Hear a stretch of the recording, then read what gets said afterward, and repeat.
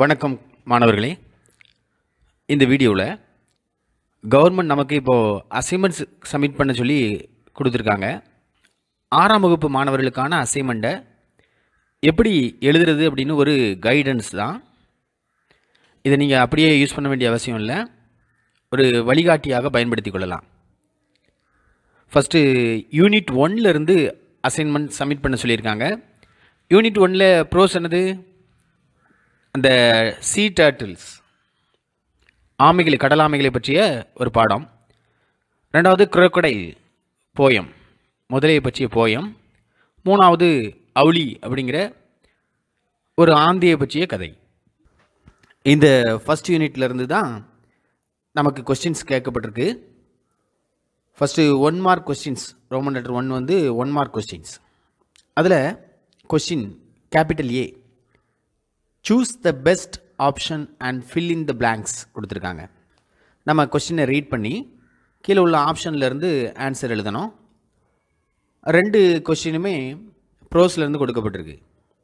Question number 1, sea turtles live their life in. கடல் ஆமைகள் தங்களுடைய வாழ்க்கையை எங்கே வாழ்கின்றன?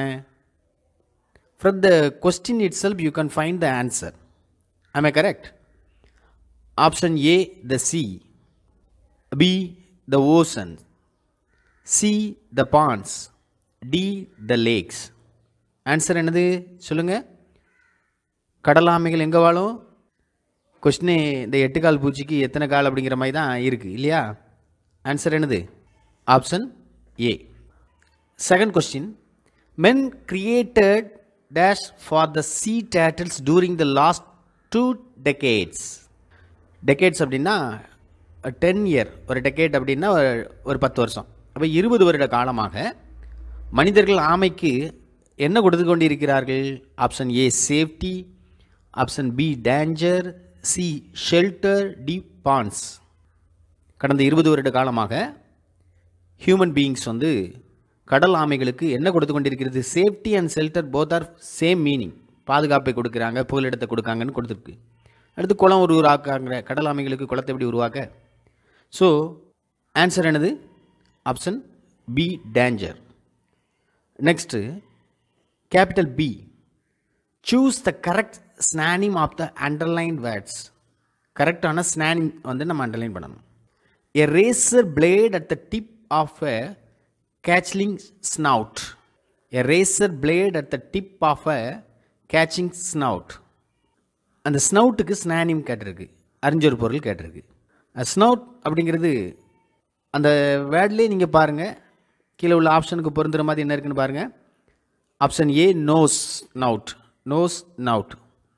Option B teeth, option C mouth, option D tongue. இந்த 4ல் ஆன்சர் எதுவும் இருக்க வாய்ப்பு இருக்குது? Nose.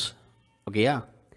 Fourth question, how cheerful he seems to grin. Cheerful அப்படிங்கிற வேர்டுக்கு ஸ்னானிம் என்னன்னு கேட்டிருக்காங்க. A sadly, B happy, C laugh, D smile. Sadly, laugh, smile, happy எல்லாமே டிஃப்ரெண்ட்டாக தான் இருக்குது. பட் இதில் மீனிங் என்ன? Option B happy. Next question C, capital சியில் choose the best answer from the given options. Fifth question, which pair of rhyming words is wrong. கீழே ஒரு 4 rhyming words கொடுத்துருக்கு, பேர் கொடுத்துருக்கு. அதில் 1 மட்டும் ராங்காக இருக்குது, இங்கே பார்த்தாலே தெரியும். Option A tail pail, B jaws claws, C green claim, D Tim Jim. இந்த 4ல் உங்களுக்கு எது வித்தியாசமாக இருக்குமா? எல்லாம் ஒன்று போல் தெரிந்தாலும் டிஃப்ரெண்ட் இருக்குது இல்லையா? எல்லாம் கரெக்டாக இருக்குது, எதை தவிர? சியை தவிர, கிரீன் கிளைம் இதை தவிர. ஓகேயா? அடுத்த 6th one, the name Owly was given by. அவுளிங்கிற பேரை கொடுத்தது யாரு? கதை கேட்டிருப்பீங்க இல்லையா? Option A Payal, B Payal's mother, Safali டிதி, option C, option D seven maid. இதில் எது answer correct? Option A Payal தான் கொடுத்தாங்க அந்த பேர் இல்லையா? அடுத்து capital D, identify the character speaker. அதாவது ஸ்டோரியிலேருந்து ஒரு லைன் கொடுப்பாங்க, அந்த லைனை பேசுனது யார் அப்படின்னு சொல்லி நம்ம கண்டுபிடிக்கணும். என்ன ஸ்டோரி இருக்குது நமக்கு அவுளியிலேருந்து. Question 7th question, mom she is back. அப்போ மம்னு கூப்பிட்டு அவள் வந்துட்டா அப்படின்னு சொல்லி சொல்லும்போதே மம்மி இல்லை அப்படின்னு சொல்லி தெரியுது இல்லையா? Option A watchman, option B Payal's mother, option C Payal's brother, option D Payal. அப்போ மம் ஷீ இஸ் பேக், அவள் வந்துட்டா, அந்த வந்துட்டு அப்படின்னு சொல்லி சந்தோஷமாக சொல்லியிருக்கிறது யார் சொல்லியிருப்பா? Option D Payal. 8th one, you choose a name. நீயே பேர் வச்சிக்க, அந்த ஆந்தைக்கு நீயே பேர் வச்சிக்க, யார் சொல்லியிருப்பா? Option A Payal's brother, option B Payal, option C Payal's mother, option D watchman. இந்த 4ல் பாயல் தான் பேர் வச்சா. அப்போ யார் பேர் வைக்க சொல்லியிருப்பா? பாயல்ஸ் மதர். ஓகேயா? தென் கிராமருக்கு போவோம். Capital E, identify the predicate in the following sentences. 2 sentences இருக்குது. 9th one, we found an island. We found an island. இதில் சப்ஜெக்ட் ப்ரெடிகேட் நம்ம டிஃப்ரென்ஷியேட் பண்ணி கிராமரில் பார்த்துருப்பீங்க. எது சப்ஜெக்ட்? வி, இதுதான் வந்து சப்ஜெக்ட். ஸோ ப்ரெடிகேட் என்ன அப்படின்னா அதுக்கு பின்னாடி இருக்கிற எல்லாமே ப்ரெடிகேட் தான். ஃபவுண்ட் அண்ட் ஐலேண்ட், அவ்வளவும். ஆப்ஷன் சி தான் correct answer. 10th one, she bought a decent black shirt. இதில் ஷீ வந்து சப்ஜெக்ட், மீதி ரிமைனிங் பார்ட் எல்லாமே bought a decent black shirt, இது எல்லாமே வந்து ப்ரெடிகேட். ஓகேயா? தென் பார்ட் பி, இதில் ஷார்ட் கொஸ்டின்ஸ் கொடுக்கப்பட்டிருக்குது. ஒரு 5 கொஸ்டின் கொடுக்கப்பட்டிருக்கு, அதுக்கு ஆன்சர் எழுதணும். ஓகேயா? Why do the sea turtles come ashore. எதற்காக கடல் ஆமைகள் கடற்கரைக்கு வருகின்றன? எதுக்கு வருதுமா? முட்டைகளை இடுவதற்காக. am I correct? Then the answer is the sea turtles come ashore. இது எல்லாமே நம்ம கொஸ்டின்லேருந்து ஃப்ரேம் பண்ணுறோம். The sea turtles come ashore to lay eggs.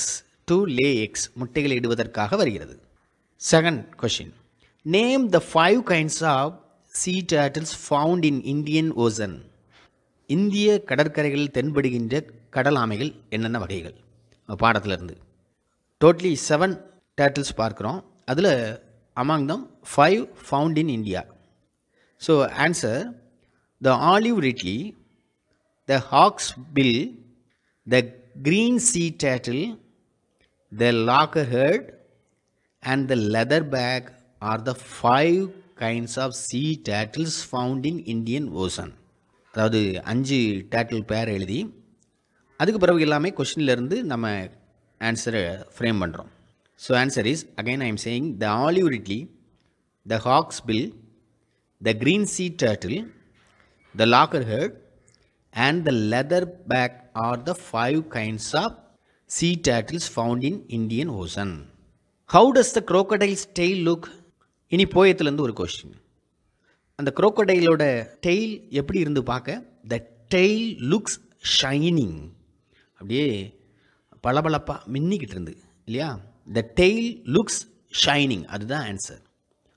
So 4th one, why did Payal and her mother want to bury அவுளி? எதற்காக பாயலும் அவளுடைய அம்மாவும் அவுளியை புதைக்க நினைத்தார்கள்? ஏன் புதைக்க நினைக்காங்க? உயிரோடு இருக்கும்போது புதைக்க மாட்டாங்க இல்லையா? இறந்துட்டு நினச்சிட்டாங்க. So answer, they thought that Owly had died. They thought that Owly had died.